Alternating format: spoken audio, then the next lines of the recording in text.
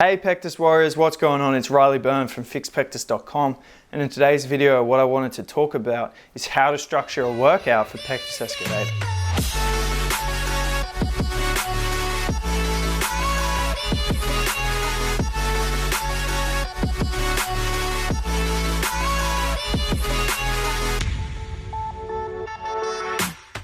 When we're talking about structuring a workout, and this is going to be a workout specifically for pectus, which means we're going to be training, in this example, it would be chest and back, okay?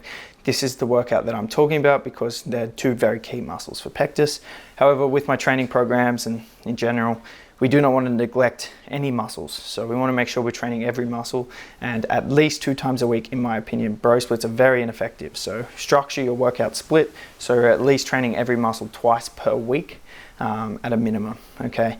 Not once per week, no chest day, back day, arm day, leg day, shoulder day, whatever you do, it's not effective. When I'm structuring a workout, majority of the time, now the thing is, it does depend, and that's a problem with YouTube, and that's why coaching is so good, is because everyone is different, and this is just general advice, but you know, for some people, when they do an exercise due to limb lengths or experience or form or just the way they're designed, their mechanics, some movements don't fit them, or sometimes they just really can't activate their chest, so they need to do an isolation movement before the compounds to activate their chest. So there is a lot of variety and individualization, but for the general population and the majority of people, I recommend structuring a workout with a compound movement first. Now, if you are a total beginner, it's going to differ to if you're more experienced. If you're more experienced, like big barbell movements where we're getting a lot of load, like a barbell bench press, 4 by 6 to 8 reps would be amazing. But if you're more of a beginner, then something like a unilateral dumbbell press, working on the stabilizer muscles, fixing any imbalances, that's what I do with a lot of my clients, would be probably the first step and the first movement we'd want to do in a pectus specific workout, okay? But it is a compound movement nonetheless. It is a big pressing movement, and a compound movement essentially means it's a multi-joint movement and we're working multiple muscles, whereas like an isolation movement such as a bicep curl is just a single joint and it's focusing on one muscle group, which is the bicep. Where press, although it's focused on chest, is still training your triceps and your shoulders as well. So always starting with a compound movement normally, unless the workout has a sub goal of really activating our chest because we have a really small chest in proportion to our rest of our muscles, or we can't activate it. We don't feel our chest when we're doing exercises, but instead our arms take the soreness, which is very common for a lot of my beginners as well. So, and so, you want to listen to your body and see what works best for you and hire me as a coach. So then you can say, I wasn't feeling it in my chest, and I'll be like, all right, we need to do this. But generally speaking, as I said before, starting with that compound movement. Next, after we do the compound movement, we would then go into some kind of pectus specialized exercise. That's what I normally do. And by pectus specialized, what I'm talking about is something that focuses on the inner chest. Okay, and I normally put in 1 or 2 or combine it as a superset where we're really trying to get blood into our inner chest and activate those inner chest muscle fibers, because that's a really important thing for pectus. So normally when I'm doing like a chest workout, it would be like something like, as I said before, a bench or a unilateral dumbbell press, then going into something like a landmine press. Okay, great movement for pectus, really targets the inner chest. Superset with diamond push-ups, or superset with plate squeeze and press. Inner chest focused exercises, so it's just really hitting that chest and really hitting your inner chest and really trying to create muscle damage there so then we can grow it back bigger and stronger. And the rep ranges would typically be higher for any kind of movement like that, because it's not as focused on load, but more so form and mind to muscle connection and really squeezing and getting good engagement on those movements. So that's what I would do next. Then I would normally go into some kind of fly. These are amazing for building your pecs, and something that's been a staple in almost every workout for me, some kind of fly variation. A typical one that I like to do is a high to low chest fly. So we're building the muscle around the indent and in our lower chest as well. That's really important, developing the lower chest so it pops out more, and it pops out more than your ribs. That's going to help mask the rib flare and the indent itself.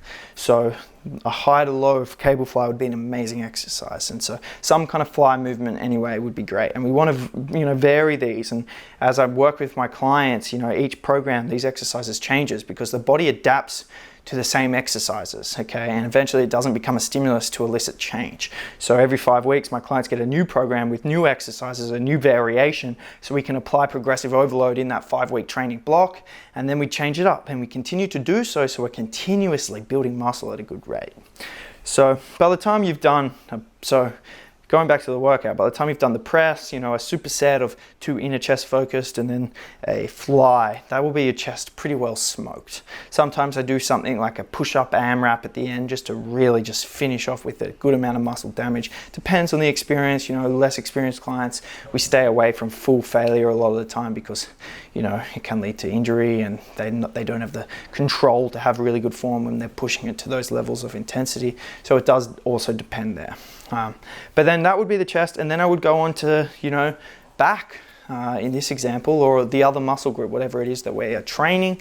So let's say we are going on to back.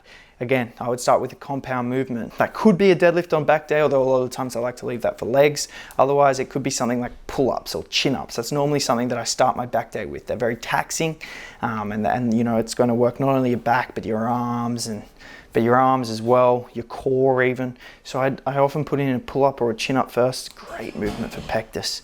And so that would start the back day. And then I would go into, with back, I like to hit the muscle from different angles. So I like to hit it from above with like a pull-up or a chin-up or a pull-down, lat pull-down.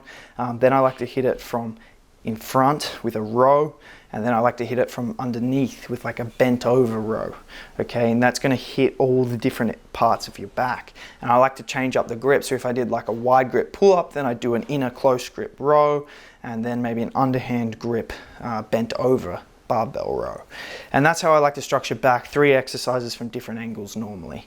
And then also when I'm training back, I generally put in some kind of like a rear delt focused thing, like a face pull, and trying to get more volume in for the back. So we are really, even though we're training our chest, we're balancing it out with the back training. And then we also then go and stretch our chest a lot, so we're even opening that up even more. Because the last thing we want to do is just do a lot of chest and then just create worse posture and make our pectus worse. So everything is balanced, everything is designed appropriately, specifically for pectus, and specifically to make it look less noticeable without, you know, I know what you need to do.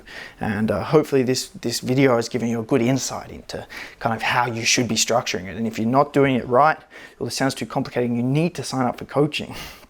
You need professional guidance, because otherwise you could be going backwards, or, you know, just wasting time, not getting fast results. Wouldn't you rather do things properly and in a year completely transform, whereas it would take you 5 years of starting and stopping and lacking motivation, not doing it right? So guys, if you are interested, you do want to sign up, I do have some spots available on the 2021 Pectus Transformation Challenge. Literally only a couple of spots left though, and intake does end at the end of February. So if you are wanting to get on board, sign up now. Link is in description. You'll book a call with me to see if you're a good fit. I don't just take on everyone. I want someone who's motivated, they're ready to transform. I don't want to waste my time with someone who's not going to actually follow my program and follow what I'm saying. I just want to take on clients who are going to get results and they're ready, and this is important to them. So if that's you, if you care about your pectus, you want to transform, there are a few spots available on the challenge. So link in description, book a call with me. I'd love to meet you and get you on board and start coaching you. Anyway guys, I hope this video was helpful. If it was, give it a thumbs up, and I'll see you in the next one. Peace, bye.